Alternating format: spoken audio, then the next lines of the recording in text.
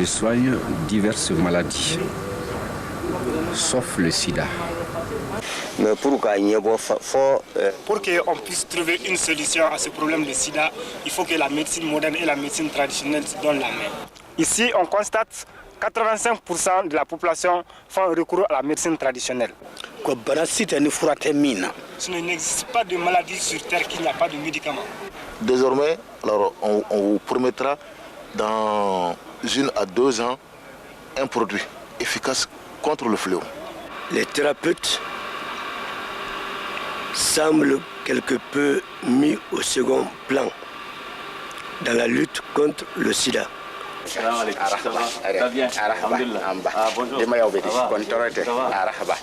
Bonjour.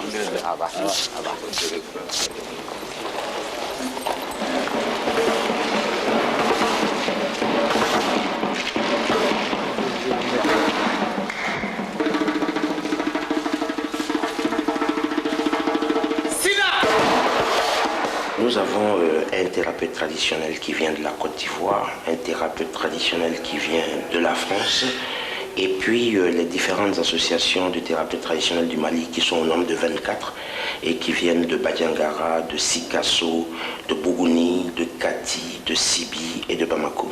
Il s'agit de réfléchir ensemble sur ce que nous pouvons faire ensemble pour que la lutte contre le sida soit améliorée et que surtout les messages de prévention aillent directement aux populations auprès desquelles vous avez les uns et les autres un rôle éminent.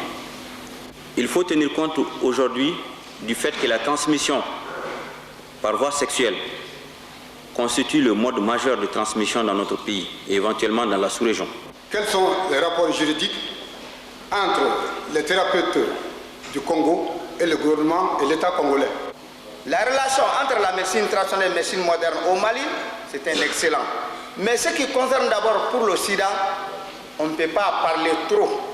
Si on parle trop, on risque de mentir. Nous avons codé le sida. D'abord, la séropositivité, que nous appelons MONTA. Et puis, quelque part, entre la maladie et la séropositivité, nous avons appelé le DOCA. Et lorsque la personne est plus atteinte en gonocoxie, nous avons appelé Godocro. On assiste à des accusations mutuelles et il y a une espèce de logique de l'honneur qui fonctionne, qui fait qu'on ne peut pas être accusé d'infidélité et demander à son partenaire d'utiliser le préservatif, c'est avouer qu'on le soupçonne ou que soi-même, on peut être soupçonné d'infidélité. Après avoir envoyé chez le docteur, si le résultat est positif, le docteur entre nous, il nous envoie ça, le résultat, en 12, sans que le patient soit informé. Ce que vous avez douté sur votre patient, c'est une réalité. Il fait la chose. Contrairement à ce qui est dit, les rapports sexuels qui ont lieu en dehors des cadres officiels sont pratiquement officiels eux aussi. Au centre Campemousso, vous trouverez un jardin à arbres à médicaments de 10 hectares, une forêt de désespérés, une usine de fabrique des médicaments. Il ne faut pas annoncer la maladie aux gens, parce qu'annoncer le sida, c'est annoncer la mort. Et ça ne se fait pas. Mais alors je me pose la question, comment allons-nous nous occuper des problèmes de la prévention et en particulier comment amener les sujets infectés à éviter de contaminer leurs partenaires sexuels.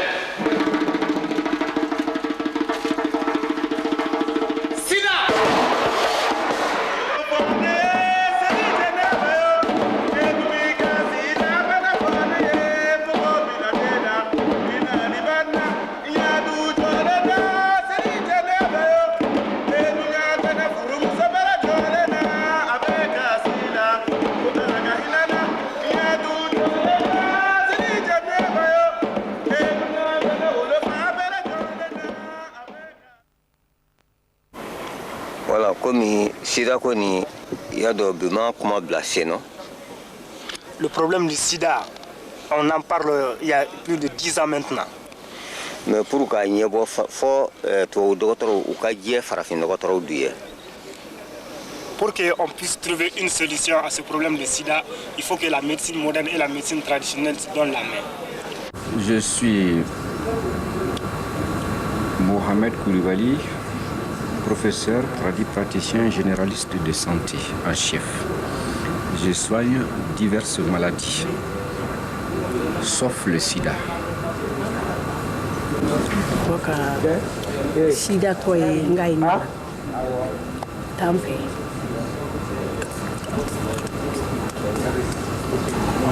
Elle n'a jamais vu certains en train de soigner le sida. Elle ignore le système de sida. Hein? Awa. Elle vient de Sibi, elle se nomme Awa Kamara. Elle est malinquée. Il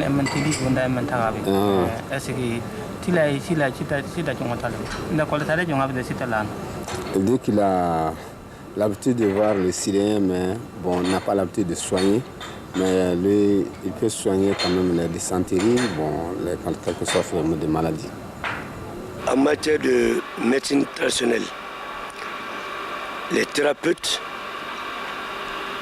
semblent quelque peu mis au second plan dans la lutte contre le sida. Ici, on constate que 85% de la population font recours à la médecine traditionnelle. Donc, pour sensibiliser maintenant la population, si les praticiens sont programmés dans la lutte contre le sida, je pense que l'information, ça sera un moyen de freiner le fléau. En ce qui concerne le sida, nous avons commencé à comprendre des notions sur la maladie. Ensemble, aidons-nous à ce que nous ayons un produit efficace pour pouvoir lutter à ce fléau. Dans cet état de fait, il nous manque beaucoup de moyens, des moyens matériaux. Par exemple, les moyens de déplacement pour aller en brousse, aller extraire les plantes. Pour tous ces problèmes, nous avons d'énormes difficultés par manque de moyens financiers. Nous aimerions à ce que vous fassiez tout pour aider notre association à ce que nous soyons dotés des matériaux. À partir de ce fait, désormais, alors, on vous promettra dans 1 à 2 ans un produit efficace contre le fléau. Ce que je peux dire, c'est que bien que ce séminaire soit organisé par l'OPALS, c'est-à-dire l'Organisation panafricaine de lutte contre le sida, l'idée est partie d'une volonté au niveau national, parce que le comité scientifique, le conseil d'administration de l'INRSP a demandé à ce qu'il y ait un programme médecine traditionnelle dans le cadre de la lutte contre le sida. Et depuis lors, nous avons organisé à Badiangara un séminaire regroupant les associations de thérapeutes traditionnels de tout le pays et avec les responsables du programme national de lutte contre le sida.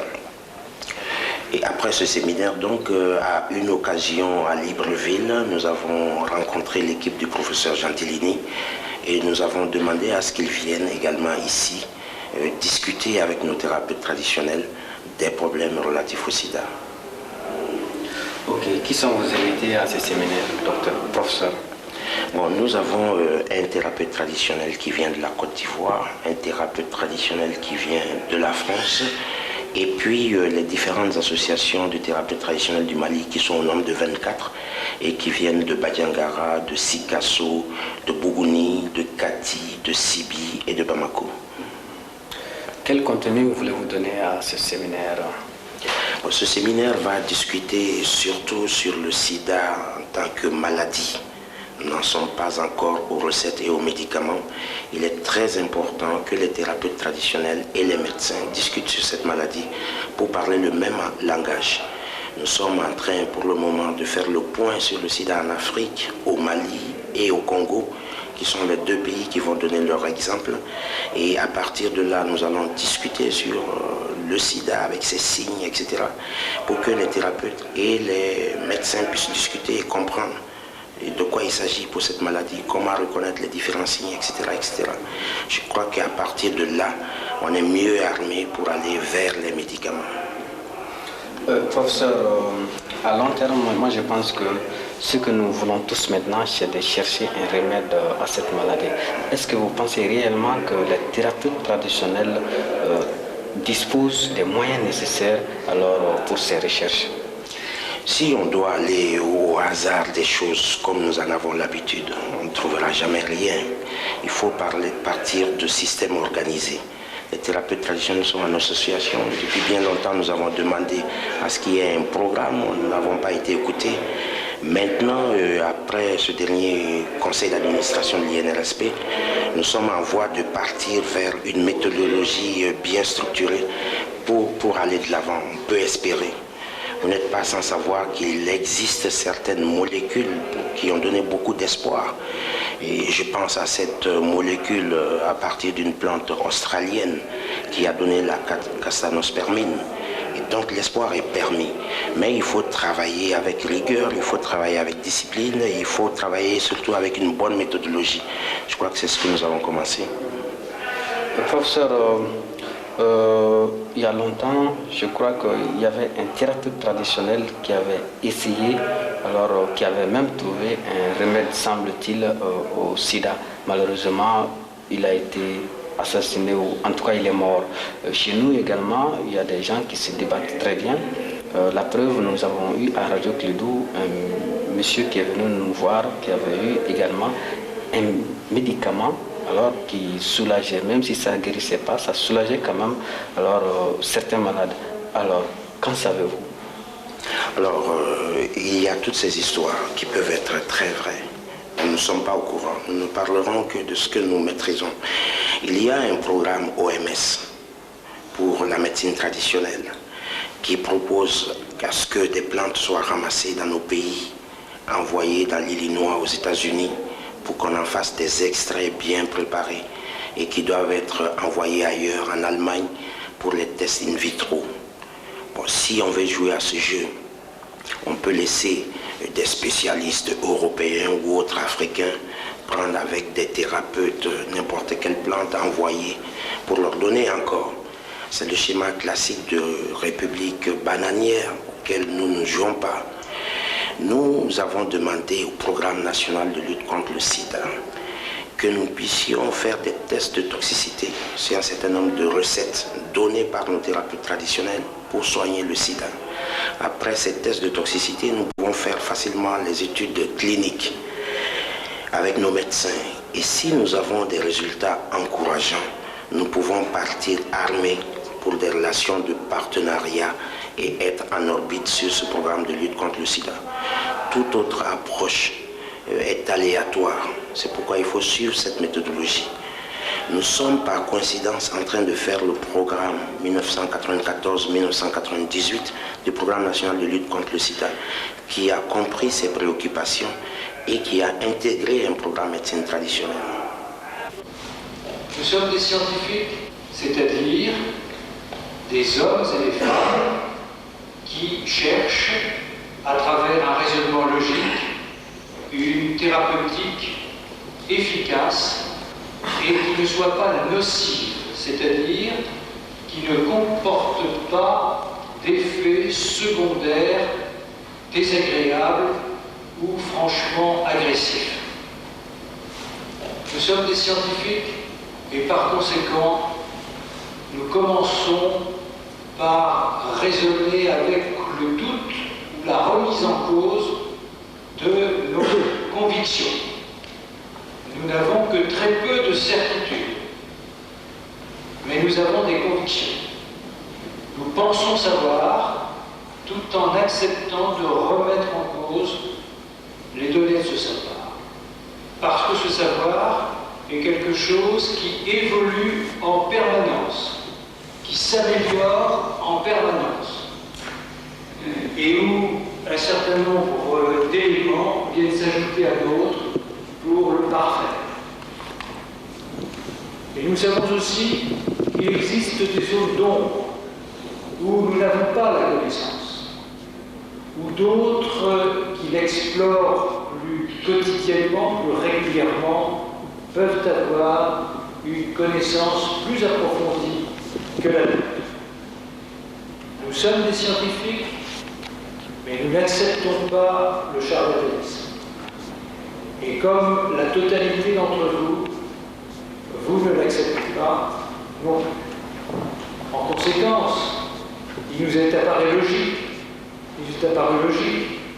de rassembler tous ceux qui parmi vous étaient de bonne volonté, tous ceux qui parmi nous cherchaient un complément de vérité, pour réfléchir ensemble et tirer les leçons de ce qui pourrait être un complément utile pour les populations dont nous avons conjointement la responsabilité. Il ne s'agit pas de renoncer à ce que la science nous enseigne et à ce que nous enseignons aux étudiants. Il s'agit de réfléchir ensemble sur ce que nous pouvons faire ensemble pour que la lutte contre le sida soit améliorée et que surtout les messages de prévention aillent directement aux populations auprès desquelles vous avez les uns et les autres un rôle éminent. C'est cette démarche qui nous rassemble et c'est à partir de cette réflexion, me semble-t-il, que nous devrons, en fin de colloque, tirer des propositions concrètes à transmettre aux décideurs politiques et éventuellement à des bailleurs de fonds s'il en reste encore. Il faut tenir compte aujourd'hui du fait que la transmission par voie sexuelle constitue le mode majeur de transmission dans notre pays et éventuellement dans la sous-région. Nous tenons compte des autres facteurs de diffusion du virus, parmi lesquels les systèmes qui sont liés à nos cultures, tels que les tatouages, les scarifications, les escissions, les circoncisions et tant d'autres. En 1992, nous avons tenu ici à Bamako un colloque sur l'annonce de la séropositivité. Et ce colloque a regroupé des leaders d'opinion, c'est-à-dire des responsables de l'AMIPI, de l'Église catholique, des protestants, des juristes, des avocats, des médecins. En gros, il y avait même des représentants de l'Assemblée nationale là-dedans. On a regroupé tous ceux qui peuvent nous faire le tour dans un contexte malien, en tenant compte de nos sensibilités de la situation de l'annonce. Un document est sorti en direction du département de la santé et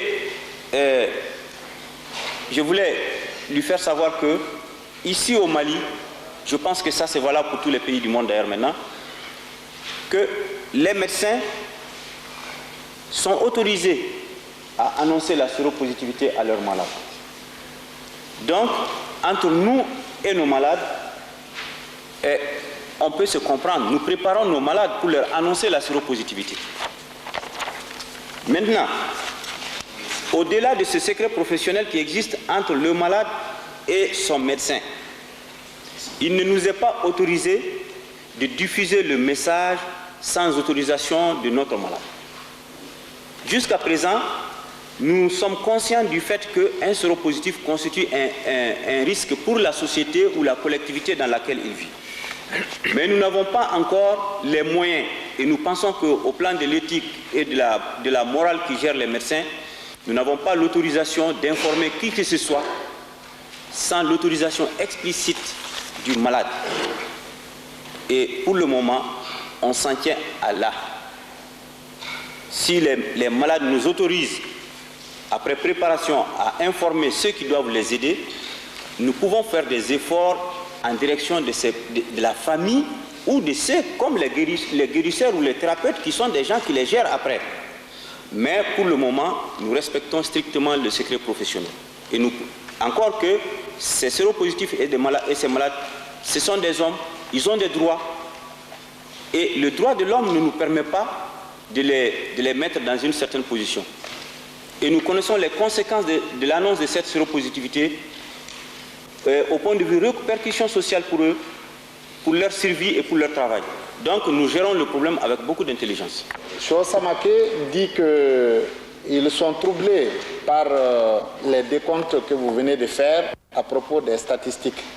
Mais quant à eux, ils ne peuvent pas faire les décomptes de la même manière parce que pour le moment, on ne leur a pas donné des éléments considérés comme des sidéens pour qu'eux, ils puissent les traiter en tant que tels et se prononcer là-dessus. Le doyen Samaké souhaiterait que les médecins, les spécialistes de la médecine moderne, leur attribuent quelques éléments séropositifs parce qu'eux, ils sont en mesure de les détecter et de les connaître. De faire une répartition de ces séropositifs entre les différents thérapeutes. Et ils vont travailler et après, les modernistes vont essayer de contrôler si le traitement fait a été efficace ou non. Un homme qui a perdu tout espoir, il est très difficile de le traiter. Donc il n'aimerait pas se retrouver devant de telles situations.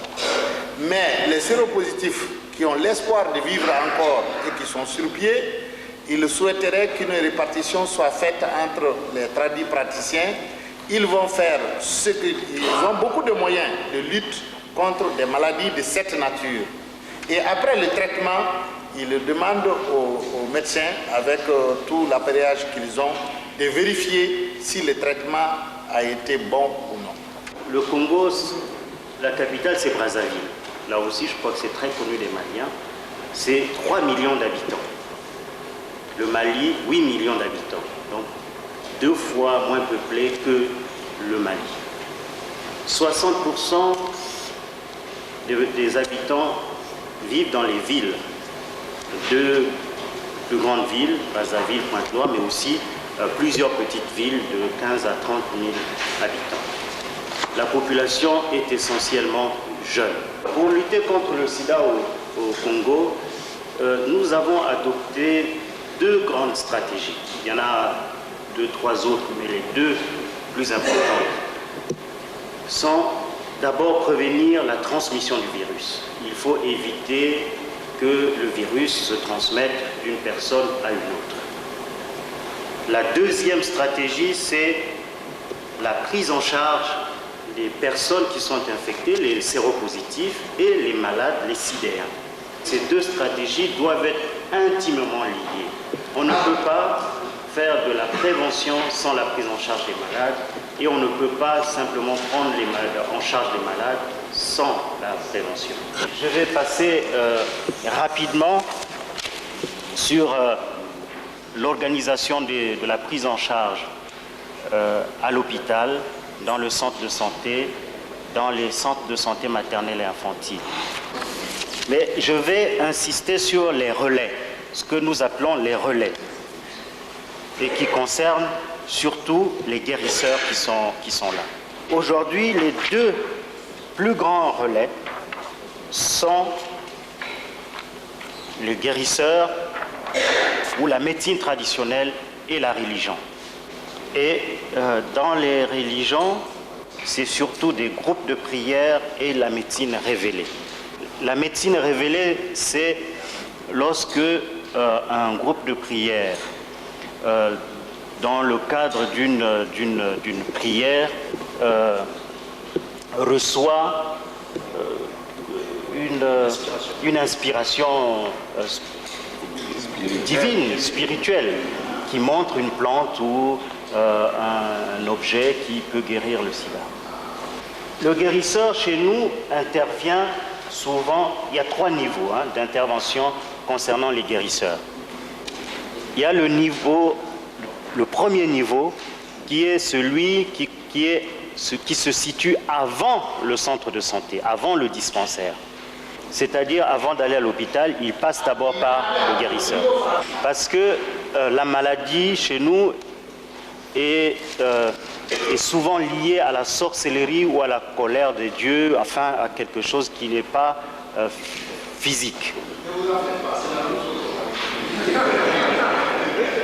Le niveau numéro 2, c'est dans le système moderne des soins, c'est-à-dire l'hôpital. Et là, on retrouve encore le guérisseur, soit qu'il vient tard dans la nuit, soit que le malade quitte son lit la nuit pour aller chez le guérisseur. Et puis, il y a le niveau 3, c'est-à-dire que le sida est une maladie chronique. les guérisseurs interviennent souvent lorsque, à l'hôpital, on ne peut plus et on sort le malade. Donc la phase terminale, l'accompagnement est souvent réalisé par les guérisseurs. Voyant leur importance à ces niveaux, à ces 3 niveaux de soins, nous avons décidé de les prendre avec nous. C'est pour cela que, par exemple, à Brazzaville, nous avons constitué un réseau de 80 guérisseurs et nous collaborons. Mais pour arriver à cette collaboration, on a respecté un certain nombre d'étapes. La première étape est une réunion de prise de contact qui est suivie d'une enquête qui est réalisée par nous si véritablement ce guérisseur a un domicile, comment soigne-t-il, que fait-il, est-ce que c'est quelqu'un qui vole les gens ou qui est sérieux. La deuxième étape, c'est la formation. Ils ont été formés pendant 4 jours parce qu'eux ils ne connaissent pas le sida. Parce que je crois qu'ici c'est vrai, ils connaissent la diarrhée, ils connaissent la fièvre, ils connaissent l'éruption, ils connaissent la toux, mais ils ne connaissent pas le sida. Après, ils sont allés 10 jours à l'hôpital, en stage. Ils ont fait un stage pour voir, pour qu'on leur explique c'est quoi le sida, quels sont les différents problèmes. Et après, nous avons mis en place un réseau. C'est-à-dire qu'on échange les informations, mais avec pour principe qu'ils ne soignent pas le sida, mais qu'ils soignent la diarrhée, la fièvre et peut-être le prurite et la toux, c'est possible. Alors par rapport à ceux qui ont accepté donc ces conditions-là, nous avons également parlé d'une condition importante, c'est le prix, le montant de la consultation, parce que souvent ils demandent des sommes farfelues. Quel est le rôle du guérisseur dans ce réseau? Le premier rôle, c'est qu'il reconnaisse le sida quand il reçoit un malade chez lui, par rapport à ce qu'il a vu, par rapport au stage. Qu'il soit capable de donner des bons conseils de prévention et concernant la maladie. Et qu'il travaille dans la propreté, par rapport à ce qu'on a dit tout à l'heure concernant les lames. Et puis, il y a une relation entre eux et nous à l'hôpital. Et nous répétons qu'ils ne soignent pas le sida, mais qu'ils peuvent soigner certaines infections opportunistes mineures. Dans le cas du réseau, nous avons également fait des groupes. Il y en a qui sont des bons guérisseurs de diarrhée, il y en a qui sont des bons guérisseurs de problèmes de peau, il y en a qui sont des bons guérisseurs de la toux. Et au centre de médecine traditionnelle, ils essaient de mélanger les potions qui marchent, par exemple 4 potions pour la diarrhée, ils essaient de mélanger. Voilà à la fois notre expérience qui n'est pas encore parfaite. Parce que souvent, nos amis les guérisseurs ne comprennent pas les choses. Il y a toujours des discussions. Ils sont souvent très pressés. Mais je pense que si un système comme ça est respecté, en ce moment-là, chacun trouve sa place et peut participer à la lutte contre le sida. La rémunération des tradipraticiens, est-ce qu'on peut avoir une idée sur les taux, les montants que vous auriez fixés? Ou bien est-ce que le tradipraticien est libre de fixer son prix? J'aimerais vous poser une simple question, c'est de savoir est-ce qu'au Congo il existe une législation qui organise cette collaboration entre médecins conventionnels et tradipraticiens. La question que je vais poser concerne le professeur Pelé. C'est par rapport aux résultats. Est-ce qu'ils ont constaté que les tradipraticiens avaient des résultats concrets, évaluables au plan clinique? À l'intention de la délégation du Congo, j'ai eu 2 questions. Première question. Est-ce qu'il y a, parmi la délégation congolaise, est-ce qu'il y a un thérapeute ici présent? Deuxième question. Quels sont les rapports juridiques entre les thérapeutes du Congo et le gouvernement et l'État congolais? On leur a simplement demandé de ne pas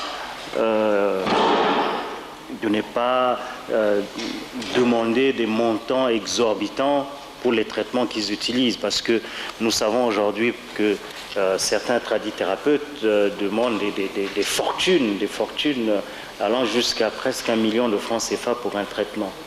Donc nous nous sommes entendus avec ceux qui travaillent avec nous. À Brazzaville, il y a plus de 2000 tradithérapeutes, mais nous parlons des 80 qui ont collaboré avec nous et qui comprennent bien notre action. Et je crois que nous nous sommes entendus pour que les prix des traitements ne dépassent pas les 5 000 francs.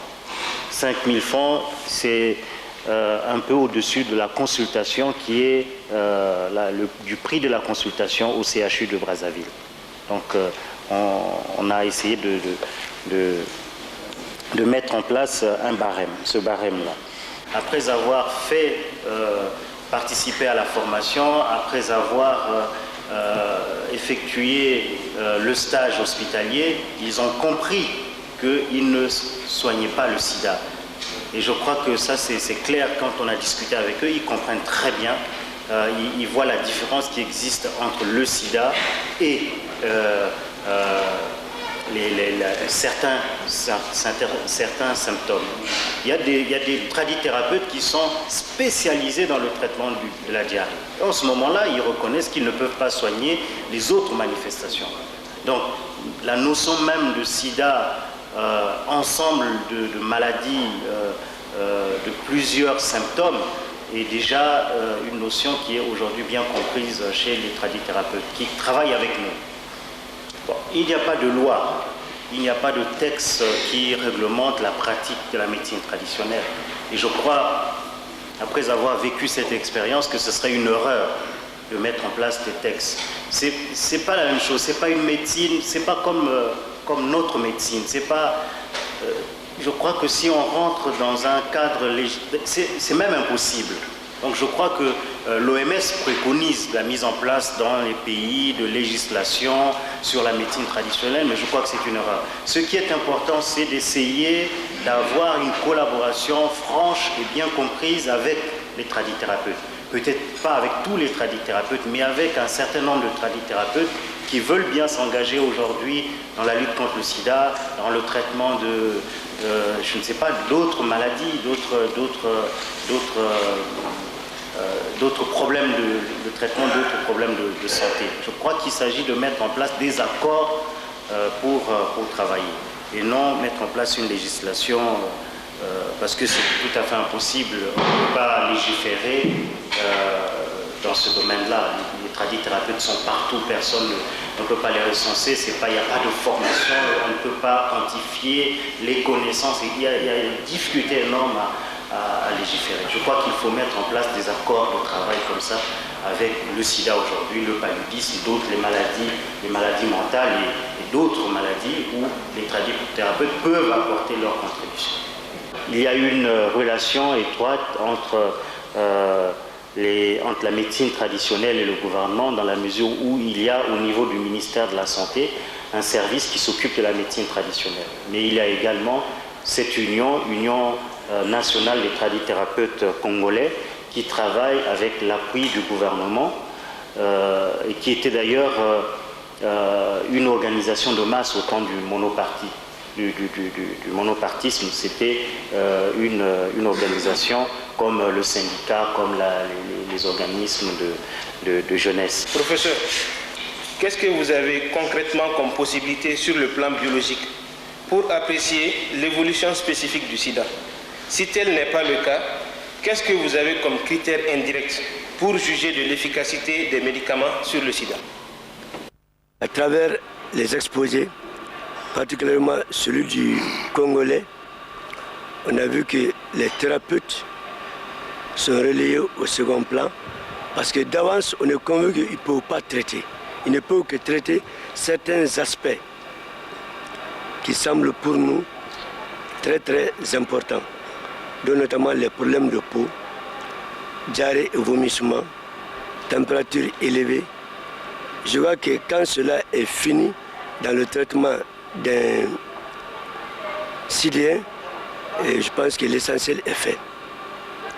Mais pour les scientifiques, point n'est fini, parce qu'on dit que ce ne sont que des aspects superficiels.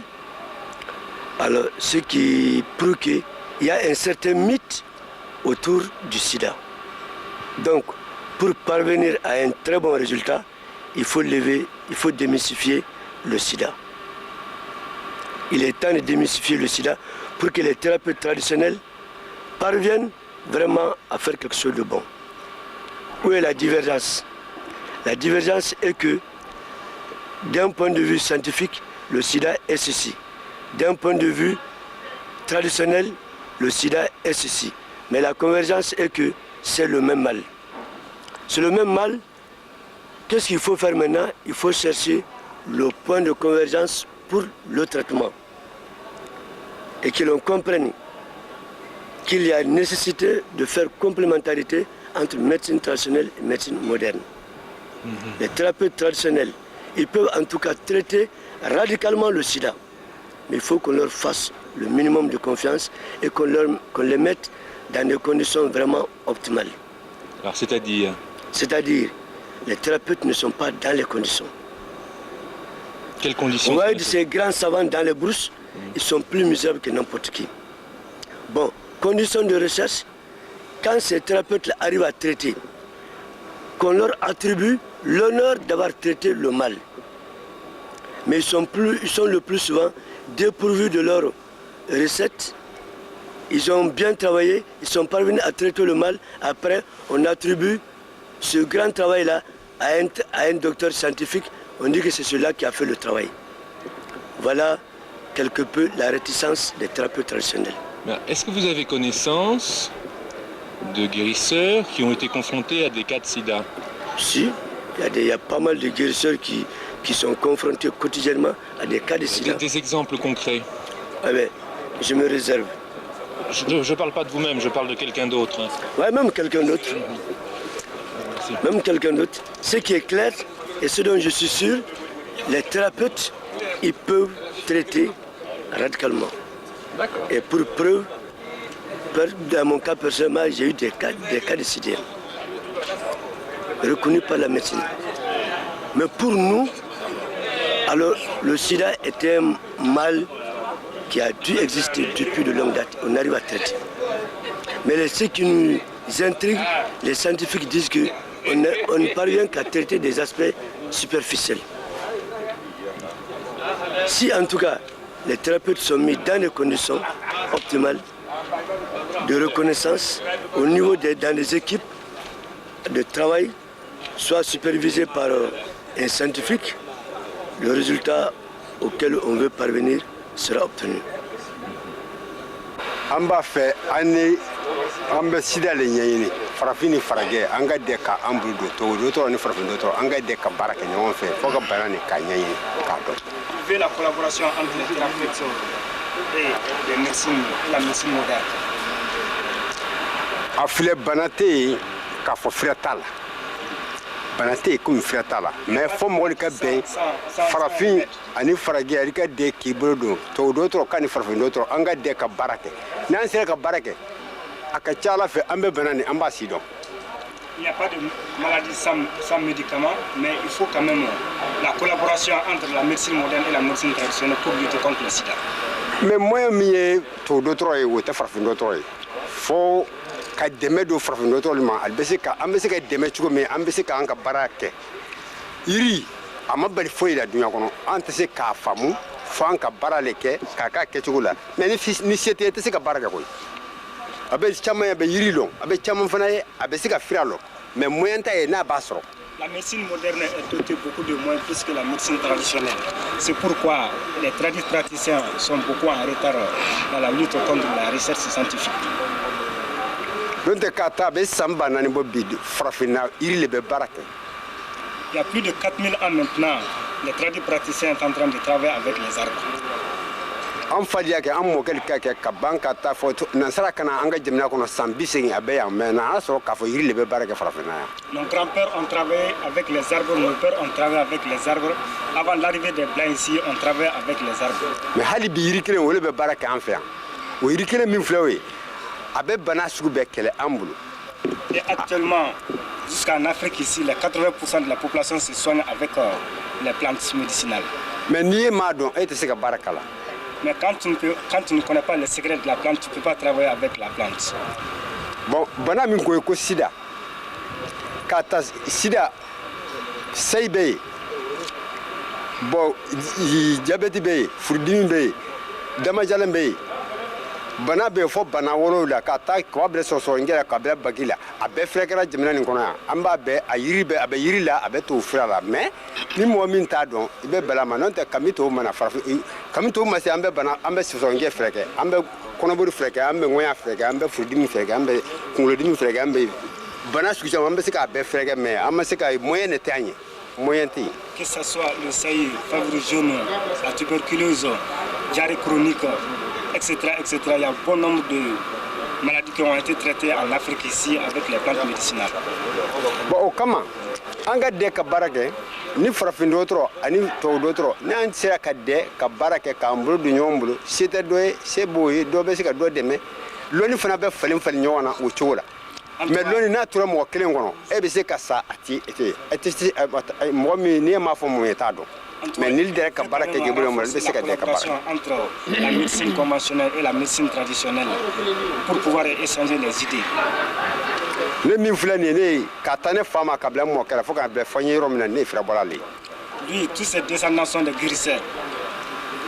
Du grand-père au père et en lui jusqu'à ses enfants, tous ses descendants sont des thérapeutes. Mais, antisika kokoro bebla koy. Abese parce que ba esake mo doye, abese ka trabula, abese ka yiri don la, abe trabula, abese ka bana afrika la dobe dabel dobe, bana dobe dabel do, bana dobe alaka bana do, bana dobe mo re mo sabu jugulu gwansanga bana le odi. Mais fanga de kambulu nyombre no abese ka formia. La médecine traditionnelle, quand même, c'est notre métier et nous continuerons à exercer cette médecine traditionnelle. Non, Mali kono yiri mimbe Mali kono akacha, miri na fama be akacha. Yiri mimbe abesika makonya frafinya be fenya frage akacha, mais antisika don parce que antisika don chugudi. Hali na chugubi kono ni moyente ke mol de meka baraka moyen be ka fembege, mais ni moyente tsikanya. Il y a beaucoup de plantes médicinales ici qui ne sont pas encore exploitées parce que les gens ne sont pas dotés de moyens pour faire beaucoup de recherches dans le domaine de la médecine traditionnelle.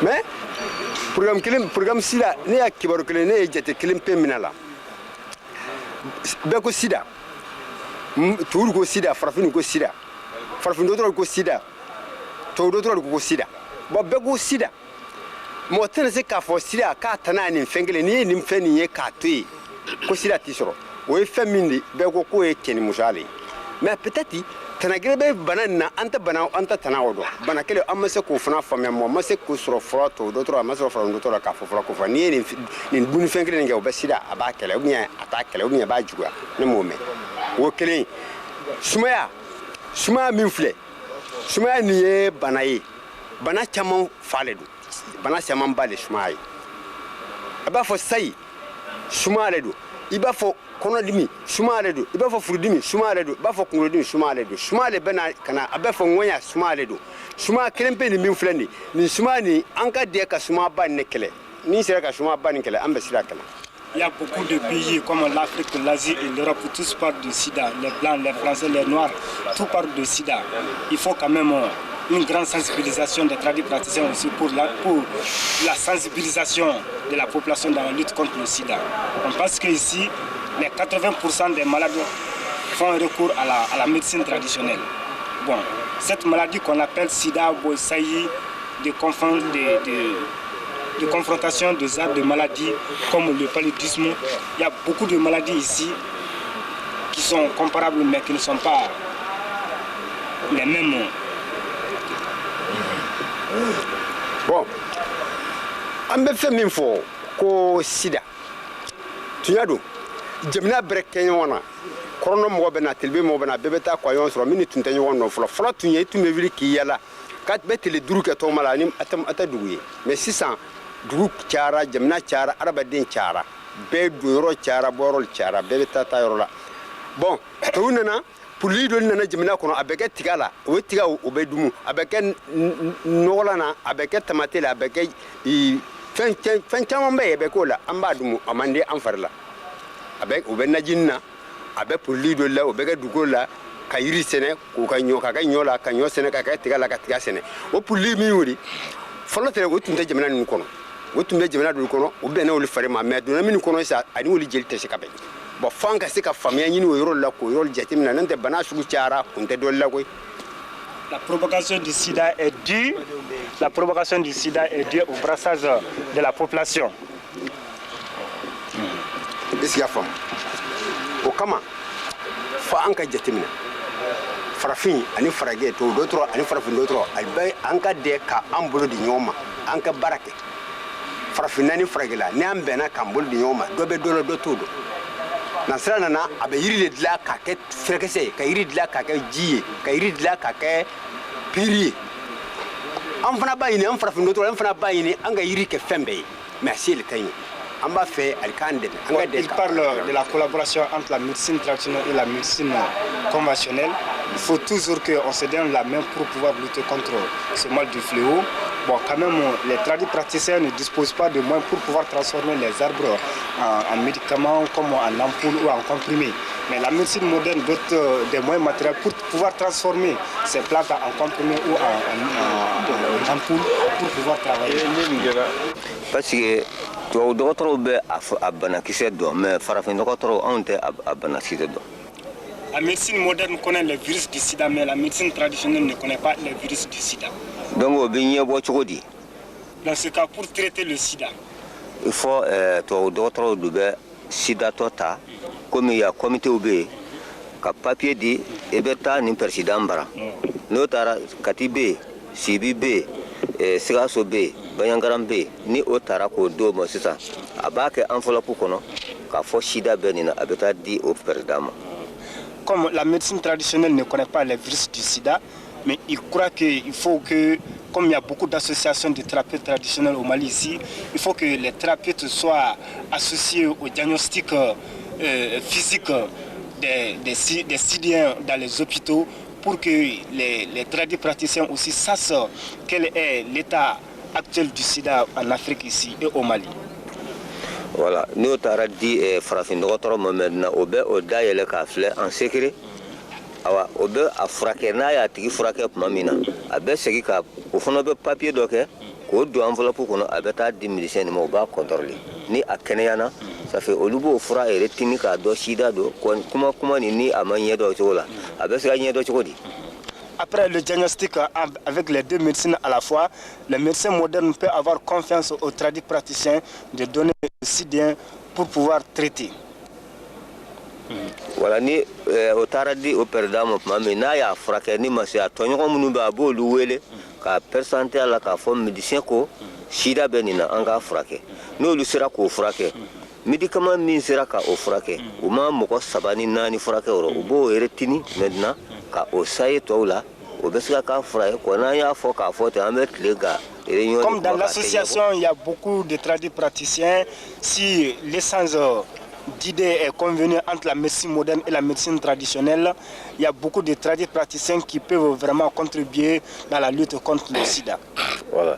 Ni o papier donna tuma min na a fura sɔrɔ cogo y'o ye ko n'an y'a kɛ kuma ye bɛɛ kɔni bɛ jiri dɔn mais e tɛ bana si dɔn e t'a banakisɛ dɔn mɔgɔ min b'a banakisɛ dɔn n'o sera k'a sɛbɛn k'a ci ma en secret k'a tigi bila ka taga n'i fana y'a furakɛ ni kɛnɛyana i bɛ segin k'a renvoyer en secret a bɛ taa médecin de fɛ maintenant a bɛ ɲɔgɔn faamu.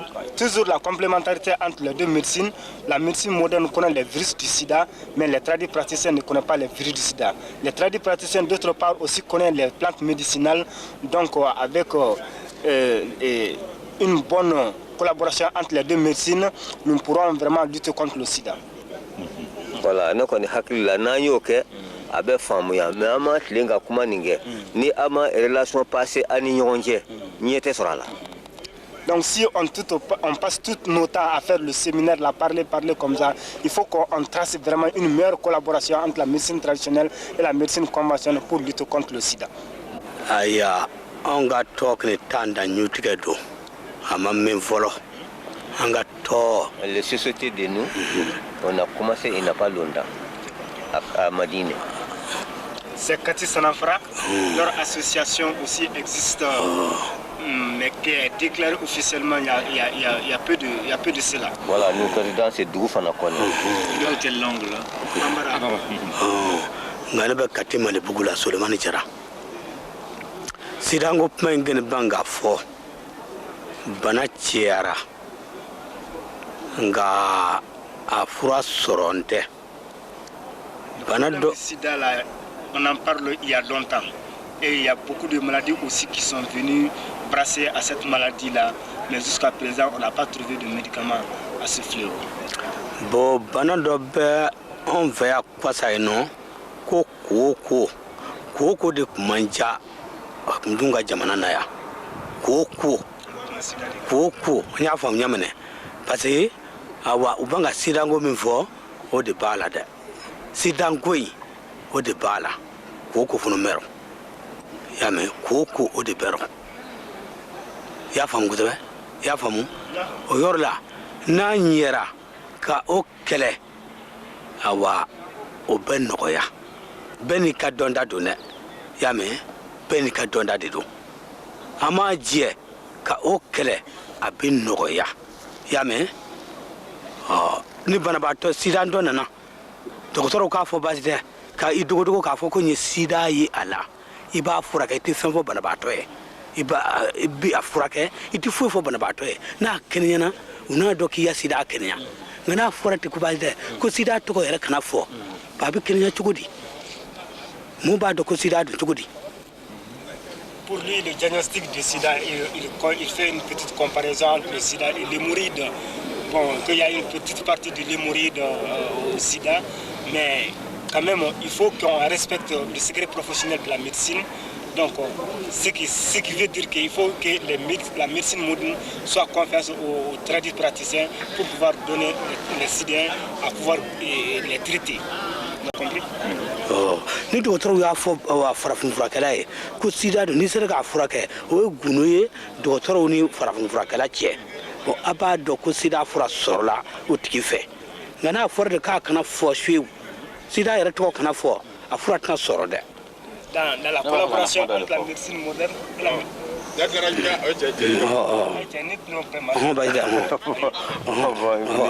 dans la collaboration entre la médecine moderne et la médecine conventionnelle, bon, avec le sidéen, les deux, avec la collaboration, pourra traiter bien un sidéen et le secret professionnel sera limité entre les deux médecins.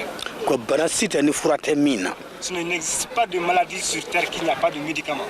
Quelle que soit la maladie, il y a un remède.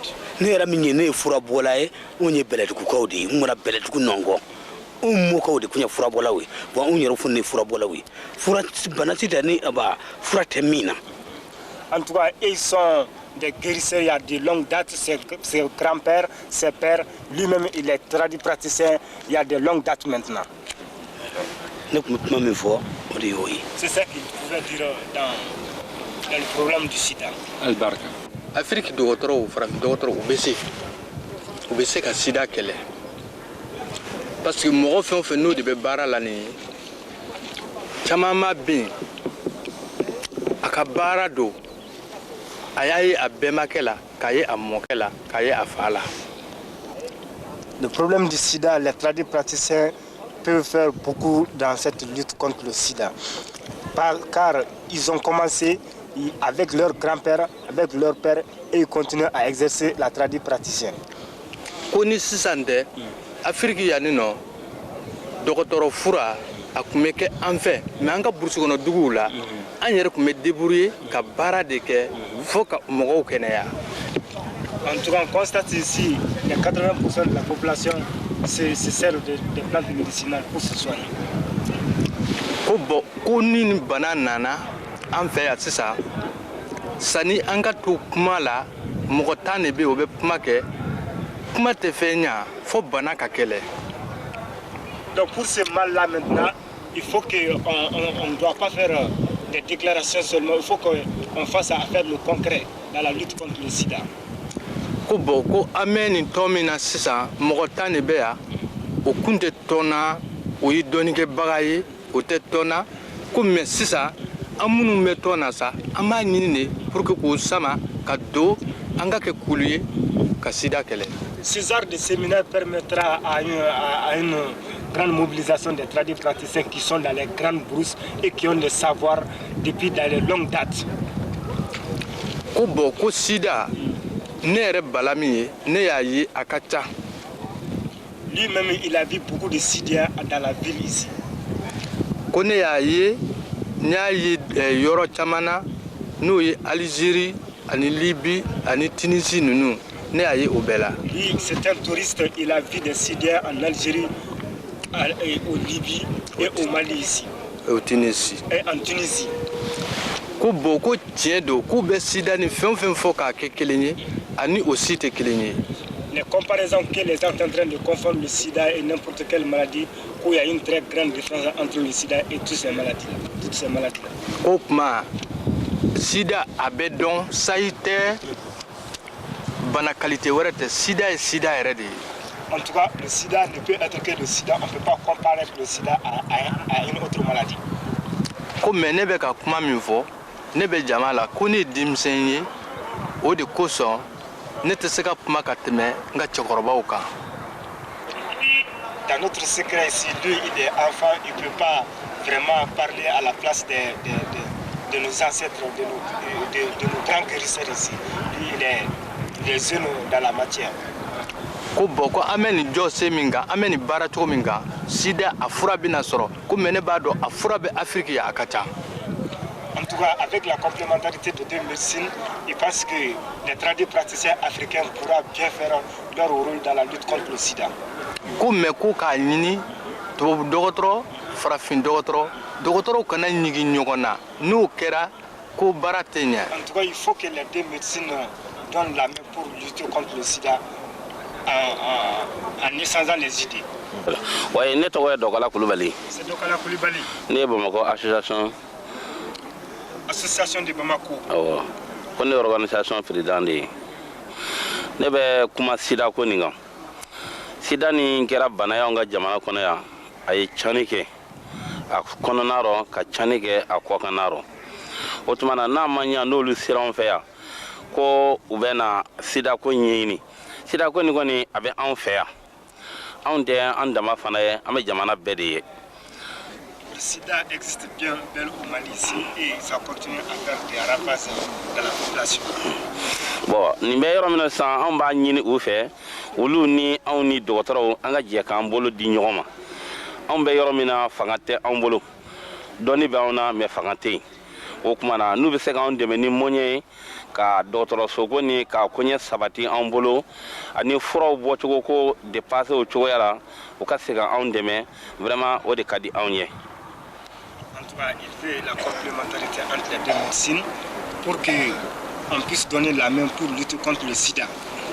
Donc, pour faire ça, il faut que les tradipraticiens soient dotés de moyens matériels pour pouvoir lutter contre le sida. Par exemple, un centre de médecine traditionnelle bien équipé.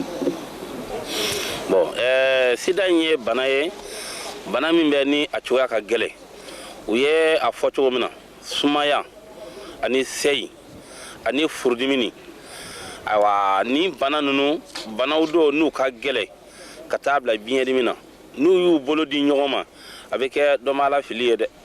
Le problème du sida, c'est un problème très délicat, car les symptômes du sida ressemblent à beaucoup de maladies, par exemple le saillie, le paludisme, l'estomac, etc. etc. Bon, o kuma na anw kɔni bɛ min ɲini u fɛ u ka anw dɛmɛ an ka baara nin kɛcogo la.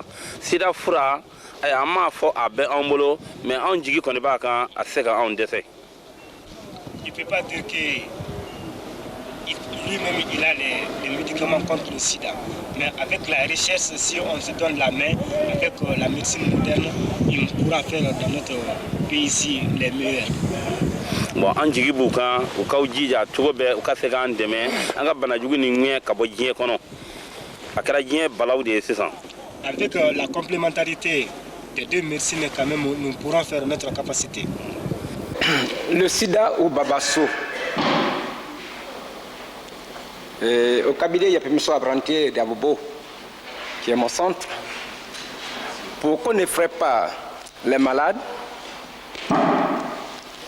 nous avons codé le sida. D'abord, la séropositivité, que nous appelons MONTA. Et puis, quelque part, entre la maladie et la séropositivité, nous avons appelé le DOCA. Et lorsque la personne est plus atteinte en gonococcie, nous avons appelé Godocro. Et puis, il y a certains malades qui ne font que parler pour ne pas comprendre ce qu'ils disent. Ceux-là, nous les avons appelés Pitro. Donc, quand un malade de sida arrive chez nous, nous ne lui disons pas qu'il a le sida. Nous avons devant nous un texte SCS, signe conventionnel sida. Et nous lui posons des questions. S'il a des maux de tête, nous cochons. S'il a la diarrhée, etc. Nous enregistrons 4 signes. S'il a 4 signes, on suppose qu'il est MONTA. Et nous allons faire une prescription où nous introduirons 4 médicaments de ces 4 signes. Et puis, quelque part, nous avons un médicament mère que nous appelons le Citraco. Nous lui donnons le Citraco et nous lui disons d'aller se traiter 15 jours et qu'il nous revienne. S'il va qu'il n'y a pas d'amélioration, qu'il nous revienne avant les 15 jours, mais s'il y a amélioration, qu'il reste les 15 jours. Ainsi donc, nous le gardons pour 6 mois de traitement. Et 6 mois, 4 mois plus tard, nous le renvoyons de l'autre côté de la médecine classique pour faire ses contrôles. Si on lui dit qu'il est négativé, nous continuons le traitement jusqu'au bout des 6 mois. Et après les 6 mois, nous lui donnons 1 mois d'observation. Pendant ce temps, il ne prend que le Citraco. Si jusqu'à la fin du 7e mois, il n'y a plus de signes, alors nous disons qu'il est soulagé. Pendant ce temps, nous l'enlevons de nos listes. Bon, si parmi les malades qui arrivent, les gonocles et les pitros veulent être hospitalisés, alors nous les renvoyons à Bengourou, où se trouve Ekuan Pemisson, c'est-à-dire hôpital de Yapemesso à Brantier. Ekuan veut dire Anani, hôpital. Or, chez nous, comment nous soignons? Dans l'ancien temps, lorsqu'il y a une maladie qui est contagieuse, nous écartons le malade. On dit qu'on l'a envoyé à Ekuan. Ce n'est pas tout le monde qui va voir ce malade. Donc, j'ai baptisé le centre Ekuan Pemisson. Le malade qui arrive là est suivi par un jeune qui a été formé par Miaoui, qui s'appelle Nature Infire. Ce Nature Infire lui prodigue les médicaments et passe les voir le matin, parce qu'en tradition, il faut se traiter avant le lever du soleil et avant le coucher du soleil. Donc, depuis 5h30 du matin, le Nature Infire est sur pied pour que tous les malades se traitent. À 10h, il repasse. À minuit, il repasse pour les voir manger. Ceux qui ne peuvent pas bien manger, alors il retourne leur donner un médicament. Et puis, le soir, par des 16h, il réunit tous les malades pour leur prodiguer les médicaments. Ainsi, on garde le malade là-bas. Nous disons que, puisque la médecine traditionnelle a été oubliée pour un temps, nous n'allons pas garder le malade pour les 6 mois de traitement, mais nous lui donnons une certaine rééducation. Comment prendre les médicaments traditionnels? Parce que dites-vous, il y a des gens qui disent que je ne devrais plus faire de fumigation.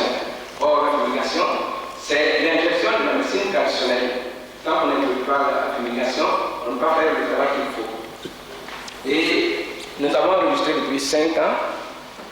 Nous ne sommes pas allés nous vendre, nous n'avons pas fait de chantage, mais le monde abidjanais est habitué au cabinet et nous continuons par soigner les gens. Aujourd'hui, il y en a qui viennent, qui me disent carrément, monsieur, je ne veux plus faire de texte, disez-moi le code et je vais me soigner. C'est ce qu'on fait. Et je crois que nous avons pensé à quelque chose d'autre. Le plus souvent, on avait des problèmes de bourdonnement de ventre, de palu chronique, et puis l'éclair dans le ventre. Et avant d'aller en Chine, j'ai pensé à trouver un autre remède. Et puis, arrivé en Chine, on m'a parlé de thé. Je dis, tiens, est-ce qu'il ne vaudrait pas mieux que je trouve des feuilles pour faire des thés en Côte d'Ivoire? Dès le retour net, le lendemain de mon retour, j'ai essayé de mettre sur pied un thé pour lutter contre le palu chronique et les constipations. Mais c'était, depuis quelques 4 mois qu'il existe, a pris tout le terrain d'Abidjan. Aujourd'hui, tout le monde prend le thé, juste tout, pour ne pas être constipé, pour ne pas avoir, comment on appelle, le palu. Et ainsi donc, nous sommes restés avec nos malades. Nous n'avons jamais dit que nous avons guéri. D'abord, la médecine traditionnelle ne peut jamais guérir une maladie. Mais ce que nous faisons un désintéressement. Lorsque le malade se sent un peu à l'aise, nous le renvoyons faire son texte. C'est la médecine classique qui a soigné. Mais nous n'avons fait que soulager. Voilà en gros comment nous vivons à Abidjan. Mais je m'avais vous dire qu'au centre Campemuso, vous trouverez un jardin à arbres à médicaments de 10 hectares, une forêt de désespérés, une usine de fabrique des médicaments. Ceux qui ont été là-bas déjà ont vu ce que c'est que l'usine. Si l'occasion se présente, demain je vous montrerai les documents à l'appui. Et quelque part, nos parents, nos frères tradipraticiens travaillent. Mais ce qui nous a manqué, ce qu'on nous a reproché, c'est que jusque-là, on ne faisait pas de formule, de postologie, d'indication et de contre-indication. Or, depuis 5 ans, comme je vous l'ai dit, nous présentons ces parties pour que l'homme qui prenne ces médicaments soit sûr de sa santé. Voilà en gros présenter le cabinet Yapimso Grandier d'Abidjan. Merci. Si j'ai dit qu'il y a mais, comme on n'a pas commencé d'abord, la relation entre la médecine traditionnelle et la médecine moderne au Mali, c'est un excellent. Mais ce qui concerne d'abord pour le sida, on ne peut pas parler trop. Si on parle trop, on risque de mentir. Parce qu'on n'a pas commencé encore à travailler. Mais ce qui a été conseillé à Banyagara par Yaya Maïga et Oumar, qu'à partir de 1994, on va être programmé pour le problème de sida. Yaya Maïga et Oumar Traoré, ils nous ont enseigné là-bas. Même les thérapeutes qui n'étaient pas d'accord que sida est vrai, à partir de Banyagara, je crois que 95% des thérapeutes du Mali sont d'accord à partir de Banyagara. Les 7 signes qui dessinent qu'on peut douter à un patient qui peut avoir sida, il nous a enseigné là-bas. Tel que par exemple la diarrhée, vomissement, la toux, amaigrement tous les jours, dermatose sur le corps. Donc ils nous ont donné 7 signes là-bas. Si un thérapeute voit tous ces 7 signes complets avec ses patients, il peut douter. Peut-être ça peut être cas de sida. Mais un thérapeute ne peut pas déterminer, soit disant qu'avec 7 signes, c'est sûr, mon patient a fait des sida. Non, il faut envoyer chez le docteur qui fait des prises de sang. Après avoir envoyé chez le docteur, si le résultat est positif, le docteur entre nous, il nous envoie ça, le résultat, en 12, sans que le patient soit informé. Ce que vous avez douté sur votre patient, c'est une réalité. Il fait la chose. Une fois que la confirmation est donnée, maintenant entre le thérapeute et le médecin, vous allez étudier ensemble maintenant et sur quel pied il faut danser. Nous les thérapeutes, bon, on a dit ici, c'est vrai, nous avons des médicaments qui arrêtent la diarrhée à 24 heures. Nous avons des médicaments qui arrêtent le vomissement moins de 24 heures, etc., etc. Mais le vrai sida même, nous n'avons pas trouvé encore un médicament qui traite ça. Le jeune médecin Pierre Moncro a prononcé une phrase au cours du séminaire de Banyagara, je n'ai pas oublié. Vous le thérapeute, donc vous êtes d'accord que le médecin calme, le thérapeute traite. L'association. Nous sommes en fait dans un dialogue de sourds, parce qu'on n'arrête pas de parler de phytopharmacopée. On n'arrête pas de résumer l'ensemble des médecines traditionnelles aux plantes médicinales. Et vous savez tous, comme moi, que ceci n'est qu'une fraction du processus. Contrairement à une idée communément admise, lorsque non seulement la maladie, mais le malheur frappe à la porte du corps individuel, mais également de la famille, du corps social, contrairement à ce qu'on pourrait penser, il y a une surabondance de personnes et de systèmes qui proposent de prendre en charge le malheur.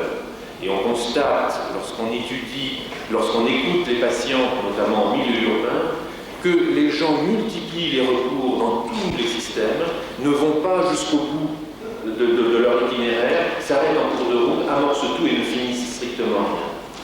Il s'agisse des malades sidéens ou d'une mère avec un enfant malade chronique d'une autre maladie, parce que le sida ne doit pas nous faire oublier les nombreuses grosses causes de mortalité, et notamment mortalité infantile. Lorsque le malheur frappe à la porte, on fait feu de tout bois. Je crois très important que les devins guérisseurs, ce que le professeur Abisso a appelé les tradipraticiens, donc que ces devins guérisseurs aient l'occasion, d'aller à l'hôpital pour voir véritablement ce que c'est que le sida. 2, que dès qu'un tradipraticien le demande, on puisse faire des examens sérologiques par rapport à des patients, de façon à cesser cette espèce de dialogue où certains prétendent soigner le sida et on n'a absolument aucune notion si c'est un sida ou c'est pas un sida. Nous tous ici, nous savons que la pierre angulaire du diagnostic du tradipraticien, c'est la divination.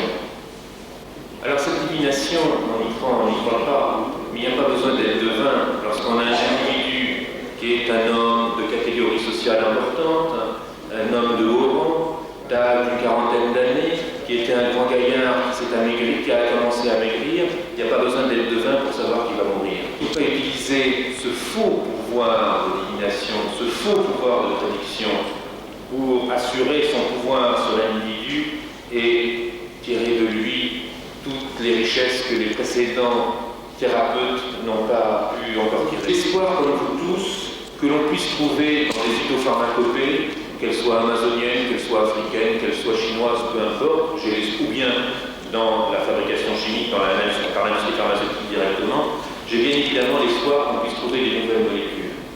Mais pour l'instant, la seule chose que nous sommes capables de faire, qu'il s'agisse des médecins, qu'il s'agisse des tradipraticiens, c'est gérer au quotidien, à bout de nez, et non pas à la longue distance, de gérer le malheur.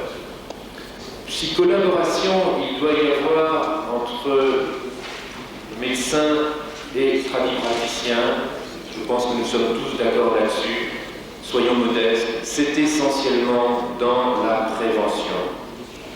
Pour ma part, le point sur lequel je voudrais attirer votre attention, c'est la question des préservatifs. Ne voilons pas la face. Contrairement à ce qui est dit, les rapports sexuels qui ont lieu en dehors des cadres officiels sont pratiquement officiels eux aussi.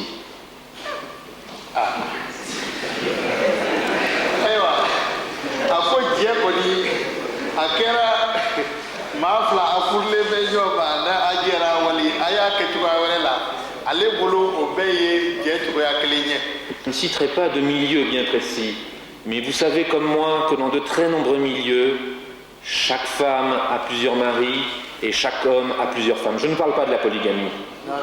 Je n'ai pas de jugement à porter là-dessus. Moi, je mène ma vie à ma façon, les autres mènent leur vie à leur façon.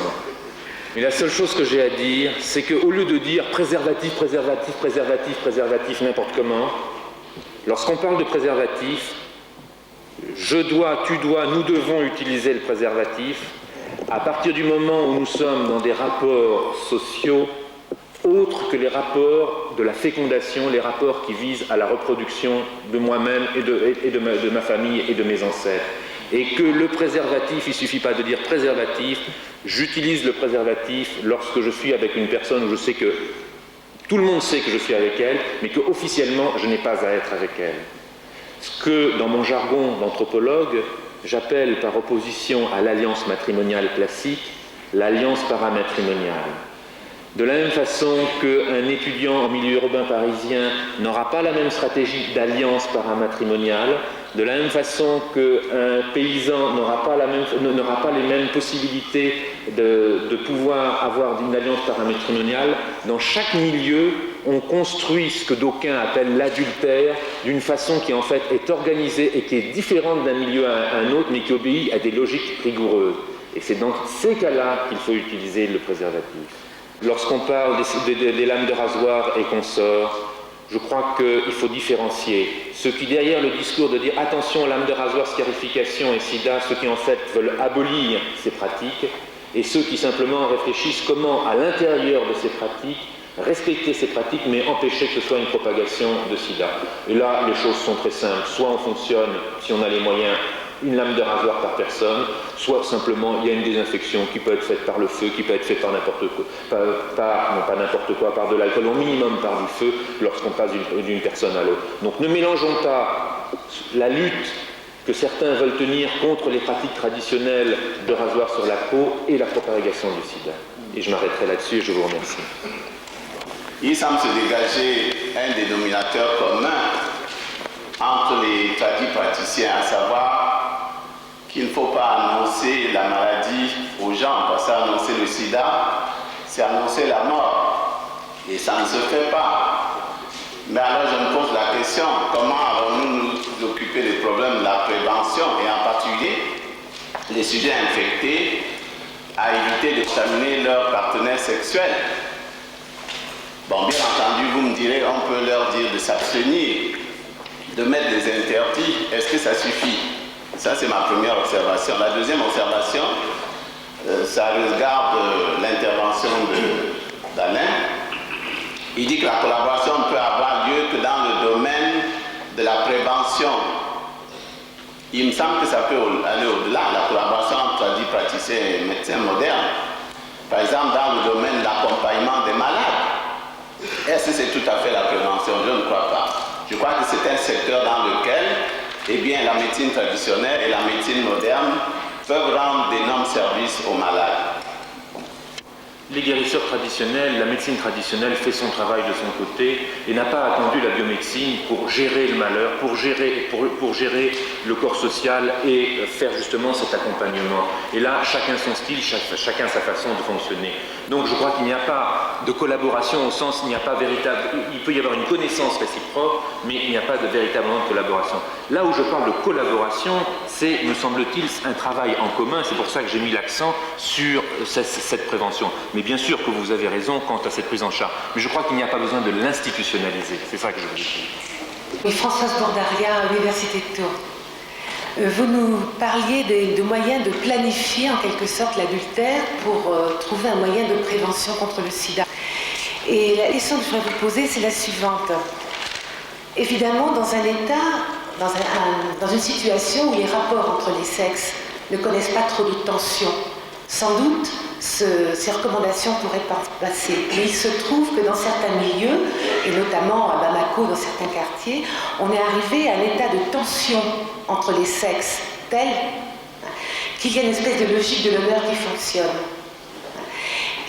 Tension qu'on pourrait analyser à travers cet phénomène économique qui oppose justement les jeunes gens et les jeunes filles dans les quartiers, notamment à cause du recul de l'âge au mariage et des problèmes de monétarisation de la dot. Alors on assiste à des accusations mutuelles et il y a une espèce de logique de l'honneur qui fonctionne, qui fait qu'on ne peut pas être accusé d'infidélité et demander à son partenaire d'utiliser le préservatif, c'est avouer qu'on le soupçonne de l'infidélité. Et ce qu'on remarque d'ailleurs assez souvent, c'est que les filles, les jeunes filles auraient plus de propension peut-être à demander, à dire en discours qu'elles pourraient demander aux garçons effectivement d'utiliser le préservatif, mais dans les faits, il y a de fortes probabilités qu'elles ne le fassent pas, à cause justement de cette logique de l'honneur. Comment est-ce qu'on envisage la prise en charge dans la collaboration entre les praticiens et les médecins, nos médecins que nous appelons les médecins modernes, et les notabilités, parce que nous savons très bien que les praticiens sont très respectés dans les milieux ruraux. Moi, je ne parlerai pas des jeunes ou en milieu urbain. Mon attention est surtout attirée par les jeunes, les adolescents en milieu rural, quand nous savons le pourcentage d'analphabétisme dans notre pays. Je ne parle pas de notre pays, mais dans nos pays en voie de développement. Comment est-ce que nous allons opérer pour, dans la prévention, nous parlons du port du préservatif, mais avant même d'en arriver là, quelle est la collaboration entre nos praticiens qui détiennent un certain pouvoir au sein de nos sociétés et les médecins et les intervenants? Je voudrais parler de tous les intervenants sur le terrain. Comment vous envisagez, nos éminents professeurs, cette collaboration entre tous les partenaires sur le terrain dans la prévention et dans l'annonce de la maladie et la prise en charge des malades? Je vous remercie. Bon, si je comprends bien, le professeur Alain met en doute les compétences curatives des praticiens. Bon, je trouve que cela est un peu dangereux. Parce que dans ce genre de situation, il vaut mieux les mettre à l'épreuve. Oui, mais il a parlé de fausse modestie, de modestie de la part des tradithérapeutes. Hein? J'ai écouté avec beaucoup d'intérêt toutes les communications. Je ne me suis pas présenté, Yapo, oui, d'Abidjan, doyen de la faculté de pharmacie d'Abidjan. J'ai écouté donc avec beaucoup d'intérêt toutes les communications qui viennent de se dérouler devant nous. Et ayant manqué les séances d'hier, je suis tenté de poser quelques questions pour éclairer mon antenne personnelle. Par exemple, au plan épidémiologique, sur la transmission du sida, on a évoqué l'importance des phénomènes de sorcellerie, de maraboutage. Est-ce que nos praticiens envisagent la transmission maléfique de l'infection? Dans ce cas, est-ce que cette transmission, elle est virale ou avirale, non virale? Ce qui, évidemment, peut avoir l'importance sur le plan thérapeutique même. Mais je voudrais profiter du micro pour dire un peu mon sentiment sur tout ce que je viens d'entendre. D'abord, il apparaît que la médecine traditionnelle, malheureusement, présente un certain nombre de points de faiblesse. D'abord, nosologiques, ça a été souligné, des connaissances qui sont plus ou moins partielles, avec beaucoup d'irrationnel, quelquefois volontaires d'ailleurs, pour masquer, pour conserver ces connaissances, ou peut-être pour éviter d'étaler une insuffisance aussi de connaissances. Mais tout ça, c'est que les traitements, les diagnostics sont que symptomatiques, et les traitements aussi, avec donc rarement des traitements étiologiques, et par conséquent beaucoup plus efficaces. On a parlé de l'assimilation de cette médecine traditionnelle à la phytothérapie, ce qui effectivement constitue aussi une faiblesse. Mais je voudrais quand même dire que la médecine traditionnelle comporte quand même un certain nombre de vertus qui ont permis à nos populations de survivre jusqu'à présent, avant l'avènement de la médecine moderne. Et cela est vrai pour de nombreuses affections, peut-être que aussi pour le sida, cette médecine traditionnelle peut apporter quelque chose. Et tout le monde est d'accord pour dire qu'il faut une collaboration entre la médecine moderne et cette médecine traditionnelle. Mais encore faut-il s'entendre sur les termes de cette collaboration. Est-ce que c'est la simple complémentarité que nous recherchons? C'est-à-dire que le malade peut être pris en charge en partie par la médecine moderne, en partie par le praticien, ou bien une collaboration en vue de valoriser scientifiquement cette médecine traditionnelle, ces médicaments d'origine traditionnelle, c'est-à-dire un suivi médico-biologique scientifique. Lorsque je prends le cas du sida, par exemple, nous avons des praticiens qui disent guérir des malades, en tout cas permettre à des malades de survivre, de récupérer du poids, de reprendre du poids.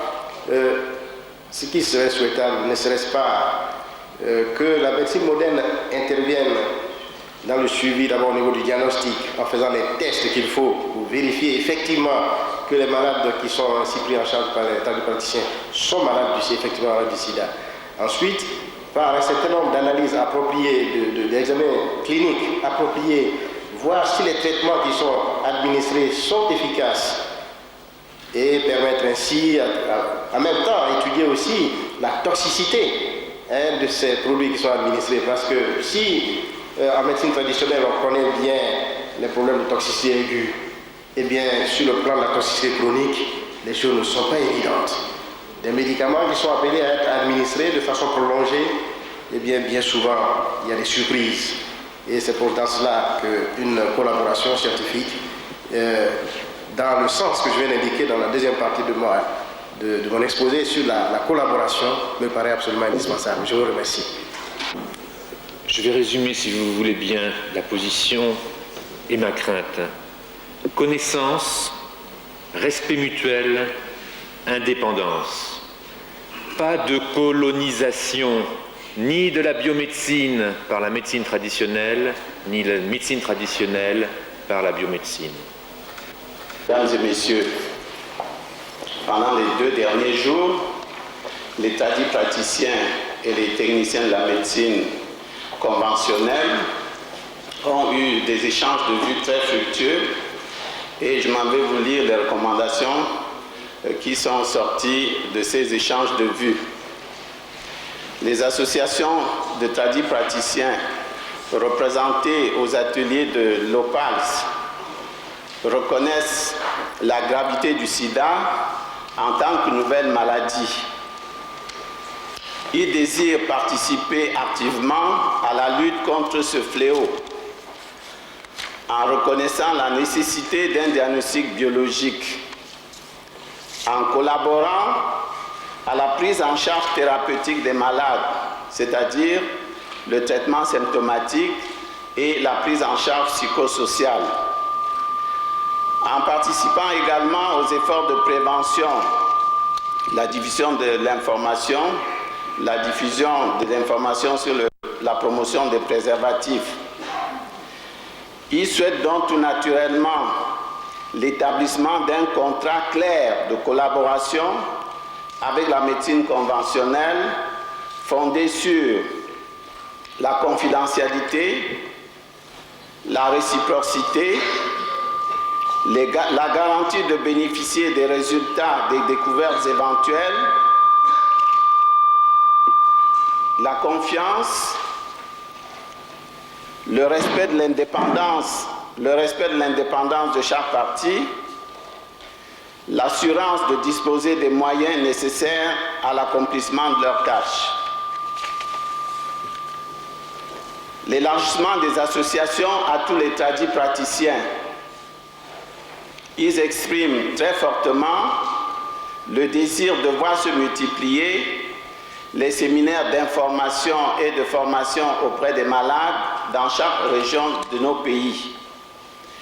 Ils souhaitent la mise en place d'un cadre juridique approprié à cette collaboration entre les 2 types de médecine. Donc voilà l'essentiel des recommandations qui sont sorties de nos 2 journées de débat. Je vous remercie.